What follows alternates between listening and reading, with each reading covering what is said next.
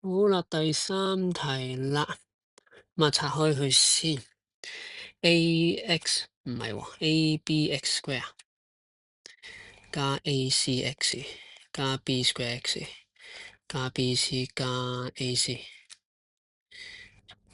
abcx square 加 b square 加 ac x 加 ab 減 bc。OK，comparing coefficient ab 等於 bc，a 等於 c，兩邊個 b 就走到嘅，因為佢唔係零嚟嘅，依家就睇到都 non-zero 嘅。a 等於 c， 跟住中間就 咦，中間係 ac 加 b square，ac 加 b square 一樣樣嘅，冇嘢對。最後啦 ，bc 加 ac 等於 ab 減 bc。